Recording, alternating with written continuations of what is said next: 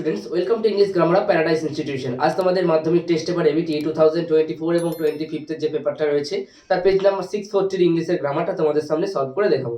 চলো স্টার্ট করছি, আমার সাথে দেখো। It is was has bin rare, এটা হলো বিরল। আচ্ছা, ইজ কেন করলাম? আমাদেরকে ইজ কেন করলাম সেটা দেখার জন্য কি করতে হবে, পরেরটা পড়তে হবে। when a man's influence not only last, দেখো লাস্টের সঙ্গে এস রয়েছে, মানে ভার্বের সঙ্গে এস রয়েছে, তাহলে এটা প্রেজেন্ট ইনডিফিনাইট টেন্সে রয়েছে, থার্ড পারসন সিঙ্গুলার নাম্বার, তাই এখানে কিন্তু আমাদের প্রেজেন্ট টেন্সে করতে হবে। তাহলে ইট ইজ, এটা হলো বিরল। when a man's influence, যখন একটা মানুষের প্রভাব not only last, শুধুমাত্র শেষ হয়ে যায় না, but increases has been increasing also after his death, তার মৃত্যুর পরেও কিন্তু সেটা বেড়ে যায়। কোনটা বেড়ে যায়? মানুষের প্রভাবটা। তাহলে increases, এটাও প্রেজেন্ট টেন্সে হবে।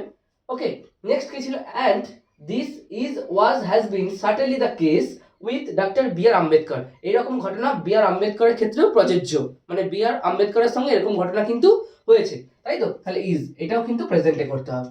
Clear?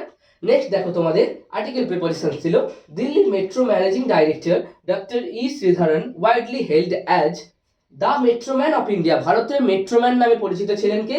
Delhi metro managing director doctor E Sreedharan.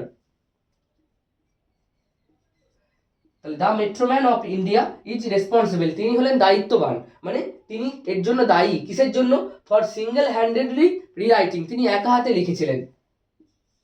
For, ওকে, কি লিখেছিলেন? The countries urban transport story, এই দেশের যে আরবান ট্রান্সপোর্টের গল্প রয়েছে সেই গল্প সম্পর্কে তিনি লিখেছিলেন একা হাতেই। ওকে, নেক্সট দেখো, তোমাদের do as directed change the voice ছিল।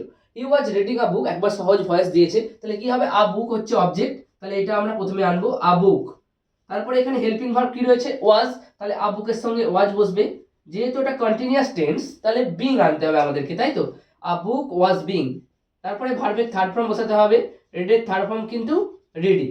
ওকে, তাহলে আ বুক ওয়াজ বিং রেড, কার দ্বারা বইটা পড়া হচ্ছে? বাই হি থাকলে হিম হয়ে যায়। ক্লিয়ার হলো? নেক্সট কি তোমাদের দেখো, the teacher said to the student, teacher স্টুডেন্টকে বলেছিল কাম হিয়ার, এখানে এসো। তাহলে এটা ইম্পারেটিভ সেন্টেন্স, তাহলে এখানে অর্ডার করছে, সেড টুর জায়গায় আমরা অর্ডার করব। তাহলে দ্য টিচার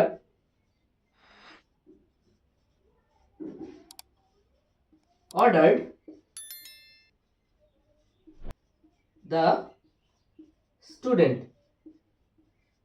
আচ্ছা, তারপরে ইম্পারেটিভ সেন্টেন্সকে অ্যাড করার জন্য কি করতে হবে? টু, তাই তো? টু দিয়ে যুক্ত করতে হবে। আচ্ছা, কাম থাকলে কিন্তু গো হয়ে যায় ইনডাইরেক্টলি, এটা তোমরা খেয়াল রাখবে। টু গো, আর হেয়ার থাকলে দেয়ার। ক্লিয়ার হলো? তাহলে কি হলো? The teacher order the student to go there. Okay, next ছিল তোমাদের দেখো জয়েন দ্য সেন্টেন্সের জন্য সিম্পল সেন্টেন্স। তাহলে দুটো সেন্টেন্স রয়েছে।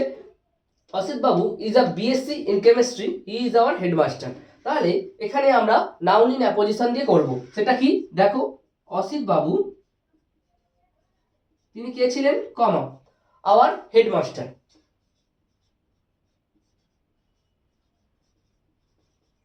পরপর দুটো নাউনের অবস্থান, এটা নাউন ইন অ্যাপোজিশন, দেখতে পাচ্ছ অসিত বাবু আর আওয়ার হেডমাস্টার। তিনি কে ছিলেন? Is a BSc in chemistry, কেমিস্ট্রিতে বিএসসি করেছেন।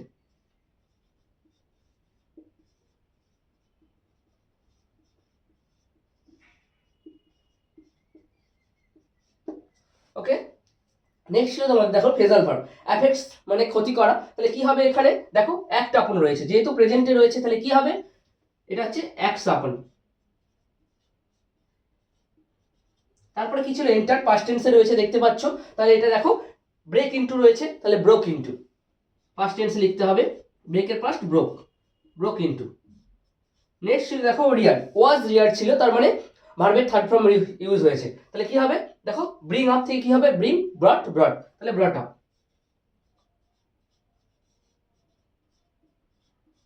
ওকে, সো এই ছিল তোমাদের পেজ নাম্বার 640 ইংলিশের গ্রামারের পুরোপুরি শর্ট পেপারটা। তোমরা এগুলো ভালো করে প্র্যাকটিস করো। নেক্সট ক্লাসে আবার দেখা হচ্ছে পরের ভিডিও নিয়ে। ততক্ষণ ভালো থেকো, সুস্থ থেকো। Thank you, by.